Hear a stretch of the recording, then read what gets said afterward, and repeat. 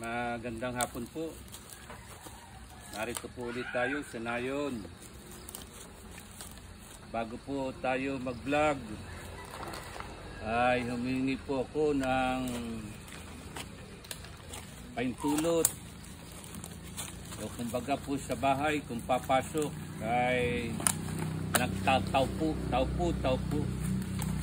Sa mga sinasabi na naninirahan dito sa Matandang Balon, ay humihingi po kami na may vlog kayo dito. Wala pong ibang layunin kami. I-vlog po lang namin kayo.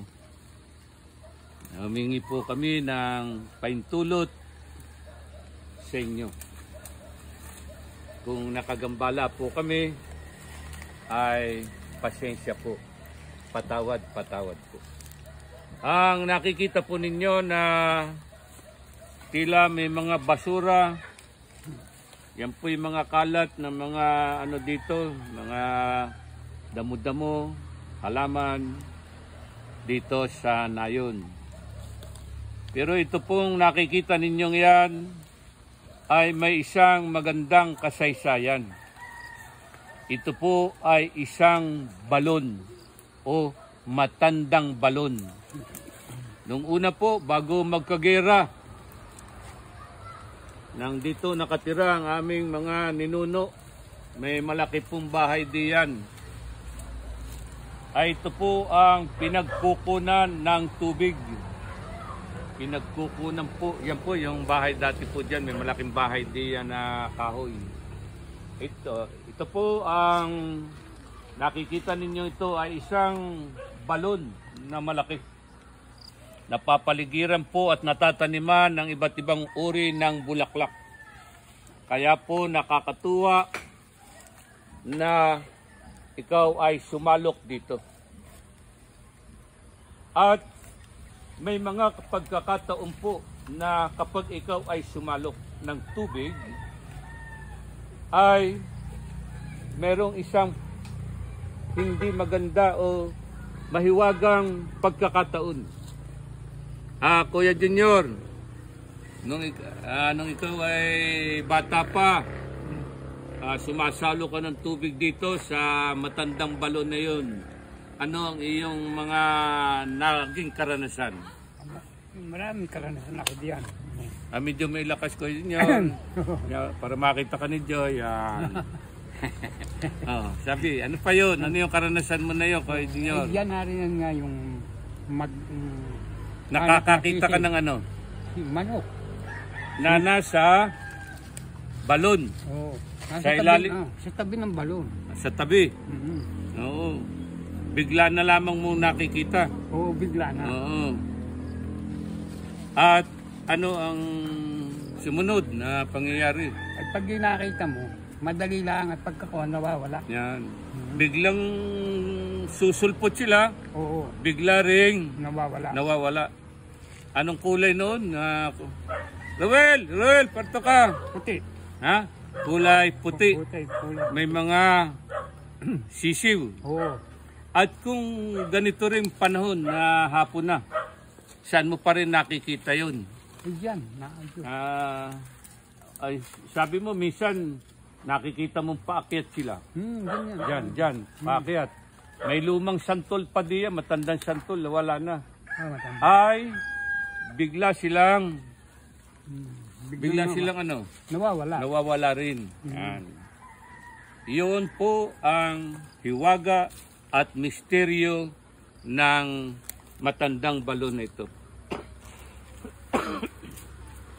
At marami na po ang nagtangka rito. Na sinasabi na baka raw mayroon ditong kayamanang nakatago. At sa dami ng mga nagtangka rito, may mga matatanda na, may edad na, mga bata na, ay siya hindi mo malamang kadahilanan. Ay anong nangyayari kay Junior? Namamatay. Nanghihimatay at tuluyang inaahon na, takot na. Meron naman yung ano, yung mga nagtangka dito. Nabubuhay pa ba sila ngayon?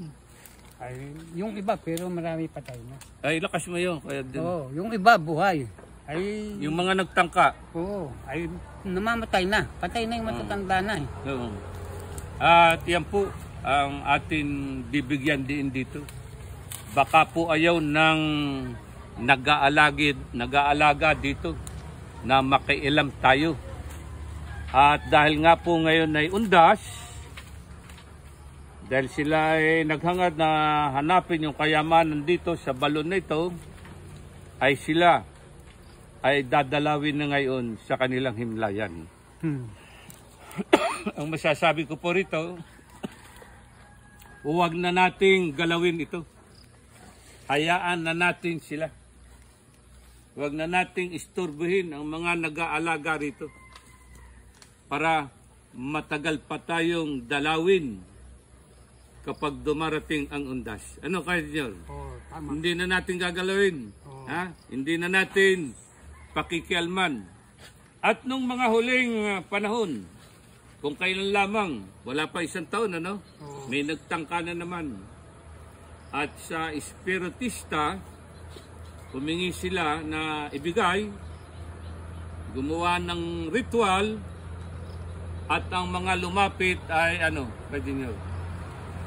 Mga manok. Mga manok. Oo. Mga manok ang lumapit, ano? Kaya talagang ang nag-aalaga dito ay mga engkantadong manok. So, kaya wag na nating pakialman kung sino man ang naririto. Dahil para maiwasan natin na matagal pang tayo ay dalawin sa himlayan kung undas. Di ba, Kuya Junior? Oo. Ilang taon ka na, Kuya Junior? Ba, 82 na. 82 na. 82 na. Oh, kitang-kita mo, kamukha ni Manuel L. Quezon. Mestizo, Castilla. Yan.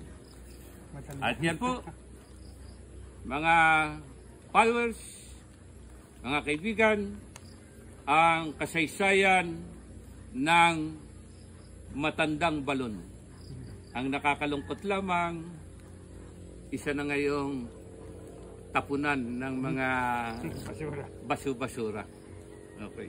Kung magkakaroon tayo ng pagkakataon, Kuya Junior, ibalik natin yung ganda, taniman natin ng mga bulaklakin. Huwag na nating tapunan. Ayaw ko nga patapunan Oo. yan eh. Ha?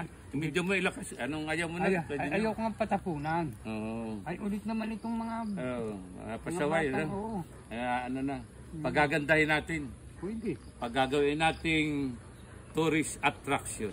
Yan na. May Pupunta talagang ng mga may- turista. Ano? May bulaklak yan. Oo, ating pagaganday. O, sige po, sige po. Salamat po sa hapong ito.